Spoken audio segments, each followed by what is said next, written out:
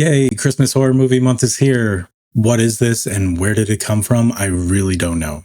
I think it has something to do with the movie theaters always wanting to have some type of adult or R-rated movie in them over the holidays. So it's something that I actually needed to start doing out of necessity because at this point, there are so many Christmas horror movies out there that if I wait till December to watch them all, then it ends up taking me away from the more traditional stuff.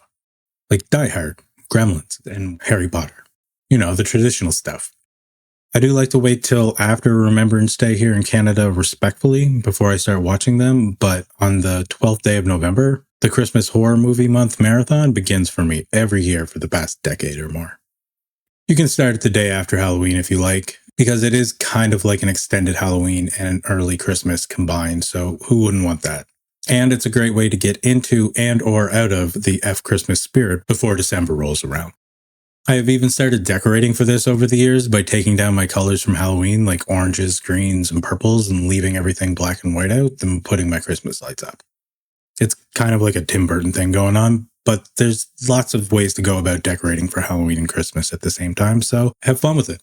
It does help the war on Halloween feel a little less depressing, with stores putting up Christmas decorations in October next to the Halloween stuff at the same time, but only a little. So let's talk my top 10 favorite Christmas horror movies that I like to watch every year, starting with what I usually start with.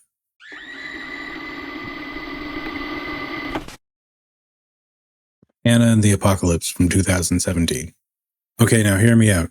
I understand that this film is a little polarizing because it's a comedy horror Christmas musical, and lots of people who like horror movies don't really like a lot of musicals, and a lot of people who like musicals aren't really big fans of horror either. But as someone who grew up around a bunch of theater kids and basically lived at the theater watching horror movies as a teenager, I really do enjoy watching this each year. I do like to start with it though, just to get it out of the way first. And because this movie takes place during a Christmas musical, I feel it's a great follow-up to Halloween with all the zombies dressed up in Christmas costumes and stuff like that. The songs are good as far as musicals go, and the gore is just part of the story for the most part. It's a zombie movie, not a slasher, so it's not really super scary or anything like that, but it is definitely more of a musical than it is a horror movie for sure. Christmas is one of those holidays where we have all these songs and carols associated with it. So in a way that makes this movie put me in the Christmas spirit in a non-traditional way with non-traditional songs, which is another reason why I enjoy starting my Christmas Horror Movie Month marathon with this each year. It's not as scary as Mariah Carey, I promise you that. P2 from 2007 is a psychological horror movie that gets very suspenseful, but is very short and only an hour long.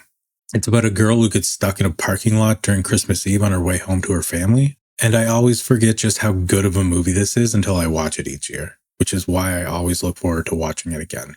It truly is the biggest hidden gem on this list because it's one of those movies that usually gets overlooked or forgotten about because it doesn't have anything Christmassy in the name, but it is definitely a Christmas horror movie. I like how it uses a lot of its Christmas imagery in a really creepy way. Like Christmas dinners, candles, toys, Christmas trees, and lights have this way of making you feel uncomfortable with what you're watching. It's mostly all down to a well-written script, but you might want to check Does the Dog Die on this one if you're sensitive to anything. I'd compare it to something like Bug or Misery, but instead of being trapped in a house, they're trapped in a parking lot at work on Christmas Eve. And after watching this recently, it really reminded me of something along the lines of like Ready or Not, just because the protagonist is such a badass by the end of the movie. So yeah, if you're a fan of Ready or Not and haven't seen this one before, you should definitely check this one out. A Creature Was Stirring from 2023. This one just got added to my list last year because it was one of my favorite Christmas horror movies to come out in 2023, but it's not my number one. It tells the story about a nurse and her daughter getting storm-stayed at home while her daughter suffers through some sort of medical condition when two people break into their home and plays out kind of like a creature feature with these demonic porcupine human hybrid things. This movie is really weird, but I really love it for that reason. It's also really sad with how everything plays out, so if you've never seen this one before, definitely make sure you see it through to the end. And do not DNF this. I'm not sure how rewatchable this one will be as years go by, but this year it definitely deserves to be on this list. And while this is still only a year old, I'm going to consider this one a hidden gem for the time being, just because it didn't get the best reviews last year after going straight to VOD a week after launching in theaters. But there is something good to be had here for fans of psychological horror movies. It's just a weird mix of like psychological thriller and creature feature that just didn't really land with a lot of people last year, but it did land with me, so I did really enjoy this. Santa's Sleigh from 2005. This one is just fun. It's got Bill Goldberg, the wrestler, in it playing a killer Santa, and you know if there's a wrestler in it from back in the day that it's going to be bad, but it's still a fun time. It tells the story of Santa being the son of Satan, who loses a bet with an angel that causes him to spread joy over Christmas for 1,000 years and takes place on the Christmas after those years are up, which is loosely based on the dark origins of Santa. But this movie is just a bunch of ridiculous nonsense, start to finish, that focuses more on the comedy than the horror, with a lot of puns. So many puns that are completely obvious. And as much as I know when they're coming, they still make me laugh every year because they're just so bad, yet so good at the same time. 5 Christmas stars on the so bad it's good meter for this one. It plays out kind of like a traditional kids movie with horror elements to it, but there is gore in it, just not anything shocking. It's mostly all just silly and over the top. The special effects haven't aged well, but that's part of the charm about this movie. If you're looking for something that's just a silly gateway B-horror movie that's not something to take super seriously, then this should definitely be on top of your Christmas list. I loved watching this movie every year since I found out about it and look forward to watching it again every single time. It's a Wonderful Knife from 2023. Is a comedy horror satirical parody of It's a Wonderful Life, about a girl who gets transported to a parallel universe where she doesn't exist after wishing she was never born. I'm not sure why this movie got so much hate when it came out, but if people are judging it based off the plot being a little nonsensical, it's basically the same as the original, and as someone who watches the original every year, I found it really hard to view this movie through the lens of someone who is not. But I tried. Yes, it's a slasher. Yes, there's some LGBT stuff in it, but that's okay with me on this one because it doesn't feel like it's pandering to any stereotypes. If anything, it's kind of making a joke of them and not in a disrespectful way. When it comes to that stuff, I gotta give credit where credit is due here because it does tell a good LGBT story at the end of the day. It also starts out really campy, but it's not one of those movies that's meant to be taken super seriously. Comedy is as subjective of an art form as horror is these days, and while the comedic aspects of this movie didn't 100% land with me all of the time, I did get a few laughs out of it and found this movie to be a really fun time. It's not low budget, it has some big name actors in it, and it's one of those Christmas horror movies that I consider to be rewatchable, so I will be picking up a physical copy of this in December. I love what they did with the villain in this, and there are a few homages to the Scream franchise in this that I can't talk about without spoilers, but if you're a big fan of the Scream franchise, they're not that hard to pick up on. Better Watch Out from 2016 is the Home Alone of Christmas horror movies, except the kid is the villain. It's about a kid and his friends staging a robbery on his babysitter while his parents go out on a date for Christmas. So he can make himself look more like an appealing adult to her by being the hero in the situation, but he actually ends up turning out to be the villain who ends up taking things too far. This is labeled as an R-rated comedy horror movie, but it's not really that funny. The kid is really creepy, the gore is very minor, and there's no nudity, so the only reason why I think this got an R rating is because there are a few scenes that show the babysitter being held in captivity. With that said, while this movie doesn't usually make me laugh, it's still silly and I do have fun watching it each year. It's well written, the acting is good, and it reminds me a lot of The Babysitter from 2017 with Samara Weaving, if the roles were reversed. A Christmas Horror Story and Krampus from 2015. I usually like to watch these on the same day at the same time, because they both came out during the same year, so they both share a similar vibe, which makes for a great double feature that I've done every year since these movies have come out. Starting with A Christmas Horror Story first, because it has one of my favorite opening credit screens of the season, and it's an anthology horror movie that tells 4 different stories of 4 different events that are happening over Christmas Eve. Not one after another like the VHS series, but going back and forth between them like Trick or Treat, and has a little bit of something for everyone like Trick or Treat does as well.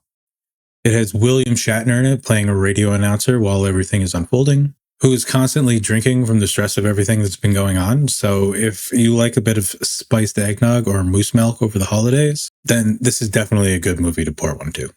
There's also a Krampus storyline in it as well that makes this a good warm-up to Krampus from 2015 and sort of ties these two movies together in a way, but the Krampus from the Krampus movie is designed much better, obviously. Also, Krampus is one consistent story written and directed by the same director as Trick or Treat, and is like the Christmas Vacation of Christmas horror movies. It's about a family getting together for Christmas dinner that don't get along with each other, and it starts out with a traditional Christmas movie vibe until the power goes out after they all get storm stayed.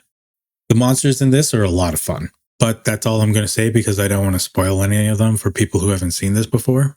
And there's like no gore at all, which makes it a great gateway horror movie to watch with the kiddos depending on their age, but it is only rated PG-13. It's also got a good moral to the story about believing in the spirit of Christmas and the sacrifice of giving, which makes for a wholesome ending to this double feature that I do each year. Oh yeah, and the opening credits to this are fun as well.